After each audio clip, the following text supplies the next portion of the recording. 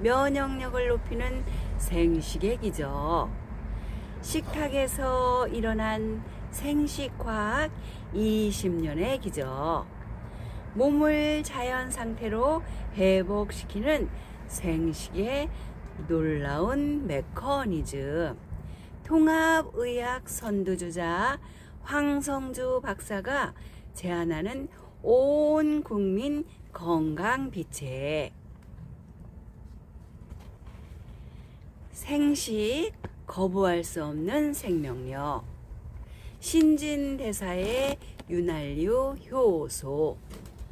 생식이 자연의 생명이 살아있는 식사가 되는 세 번째 비밀은 효소에 있습니다.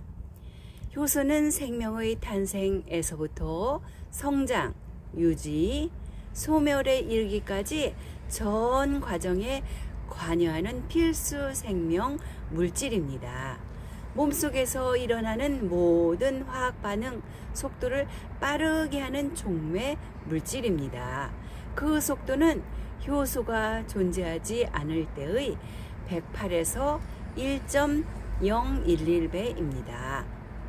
효소가 낯설다면 효소 세제를 떠올려 보세요. 때의 중요 구성 물질인 단백질을 쉽게 분해해 제거하기 위해 단백질 분해 효소를 계면 활성제에 첨가한 세제가 효소 세제입니다. 효소를 넣어 빨래의 때를 신속하게 없애는 것입니다.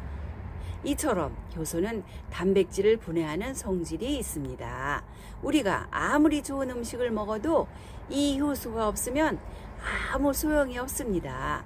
식사를 통해 섭취한 단백질은 분자가 너무 커서 혈액을 통과할 수 없기 때문입니다. 따라서 단백질의 가장 작은 단위인 아미노산 형태로 잘게 분해되어야 비로소 우리 몸의 살이 되고 피가 되는 것입니다. 이처럼 음식을 잘게 분해하고 소화하고 흡수시켜 충분히 대사하는 일련의 모든 과정에 관여하는 것이 바로 효소입니다. 이처럼 효소는 생명을 지탱하는 물질입니다. 이렇게 중요한 효소도 나이를 먹을수록 체내 생산이 감소됩니다. 소화가 안 되면 보통 소화제를 사용하는데 이 소화제가 바로 효소입니다. 즉 밥 속에 전분을 분해하는 아밀라제, 단백질을 분해하는 단백질 가스분해 효소, 지방을 분해하는 지방질 가스분해 효소 등입니다. 한편 스트레스를 받거나 환경 오염이 심할수록 체내에서는 더 많은 양의 효소가 필요합니다. 따라서 오늘날 현대인은 누구나 효소가 부족해지기 쉽습니다. 효소는 비타민과 미네랄과 단단하게 결합하여 있어서 비타민과 미네랄이 부족하면 효소가 제 기능을 하지 못합니다. 그런데 비타민과 미네랄은 열에 쉽게 파괴되기 때문에 조리 음식을 주식으로 하는 현대인은 비타민과 미네랄이 부족하기 쉬운 효소를 만드는 것조차 어려워집니다. 비타민과 미네랄뿐 아니라 효소 자체도 열에 약합니다. 열을 가여 조리한 식품은 효소가 없는 식품이라고 할 수 있습니다. 우리가 주로 가열 조리 가공해서 먹는 식사는 바로 효소가 부족한 식사입니다. 안 그래도 스트레스와 환경 오염으로 효소가 부족한 우리 신체는 제대로 소화를 시킬 수 없어 불완전 소화 물질을 만들고 이 때문에 각종 질병이 유발되고 노화가 촉진됩니다. 생식은 효소가 살아있는 식사입니다. 생식에는 효소가 풍부하게 함유되어 있어서 몸은 체내 효소를 전략해서 대사를 원활하게 하고 유동 물질이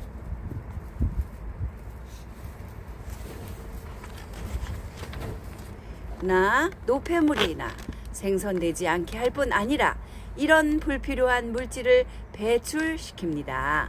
뿐만 아니라 생식을 섭취하면 효소의 보조인자인 비타민과 미네랄도 충분히 섭취하게 되어 효소의 생성도 더 활발해집니다. 따라서 체내에서 생성되는 효소가 부족해진 현대인에게 생식은 효소를 보충해주는 고마운 건강식입니다. 인체의 청소부 식이섬유. 생식이 자연의 생명이 살아있는 식사가 되는 네 번째 비밀은 식이섬유입니다. 쥐구멍에도 벼뜰날이 있다는 옛말은 바로 식이섬유에 어울리는 말이 아닌가 싶습니다. 식이섬유는 그동안 아무런 영양적 가치가 없는 물질로 여겨져서 어떻게든 제거하는 방향으로 식품 가공 기술이 발달해 왔습니다. 그러나 당뇨, 비만, 암 등 각종 성인병을 예방하고 개선하는 작용이 있다는 사실이 알려지면서 새롭게 주목받고 있습니다. 처음 식이섬유의 중요성을 언급한 사람은 영국의 앤서니 버키트라는 학자입니다. 그는 영국 사람이 아프리카 사람에 비해 유난히 대장암 환자가 많은 원인을 연구했습니다. 영국인의 일일 대변량이 110g 정도이고 장내 통과 시간은 45에서 60시간이었습니다. 반면 아프리카 도시의 일일 대변량은 약 200g, 농촌 사람의 일일 대변량은 약 300g에 달했지만 장내 통과 시간은 30에서 40시간이었습니다. 그리고 영국 사람의 대변에는 부패균이 많은 반면 아프리카 사람의 대변에는 몸에 유익한 균이 많았습니다. 버키트는 그 원인이 섭취하는 채소 양에 있다는 것을 알게 되었습니다. 채소 속 식이섬유로 바로 대장암을 줄여준다는 사실을 밝혀낸 것입니다. 이후 섬유질의 역할에 대해 많은 연구가 이루어졌고 그 결과에 섬유질이 우리 신체에 얼마나 유효한 물질인지 다시 인식하게 되었습니다. 식이섬유는 인체의 훌륭한 청소부입니다. 체내 노폐물과 독소 물질을 흡착하여 배설시키고 콜레스테롤과 중금속 혈중 농도를 감소시킵니다. 또 물을 흡수하는 성질이 있어 장내 수분의 재흡수율을 높이고 스폰지처럼 팽창하여 장의 연동 운동과 육모 운동을 촉진함으로써 음식물이 장을 통과하는 시간을 단축시킵니다. 이러한 작용을 통해 발암물질이 장내 내에 체류하는 시간을 줄여서 암을 예방하는 효과를 가져옵니다. 워싱턴 대학교에서 실시한 한 실험은 실험 동물의 식이섬유를 많이 섭취시키면 발암물질이 체로 배출되어 발암물질을 다시 주입해도 암에 쉽게 걸리지 않는다는 사실을 입증했습니다. 섬유질은 섭취한 그룹은 39%만 암이 발생하고 섬유질을 주지 않은 그룹은 69%가 암에 걸렸습니다. 이 사실은 식이섬유의 섭취량과 결장암 발생률 사이의 관계를 조사한 통계 자료에서도 여전히 여실히 보입니다. 실제로 섬유질의 섭취량이 많은 우간다보다 육류 섭취량이 많은 스코틀랜드에서 결장암 사망자 수가 5배에서 6배 더 많습니다.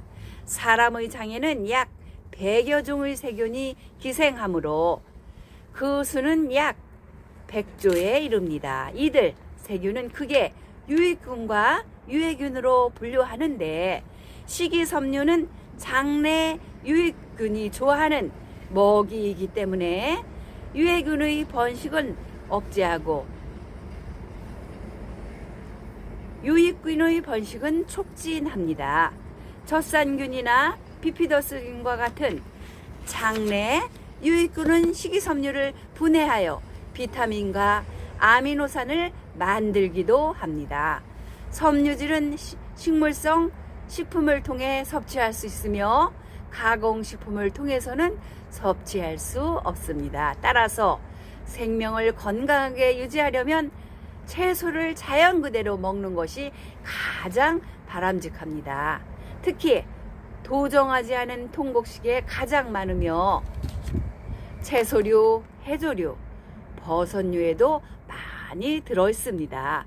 과일은 껍질째 먹어야 섬유질을 많이 섭취할 수 있습니다.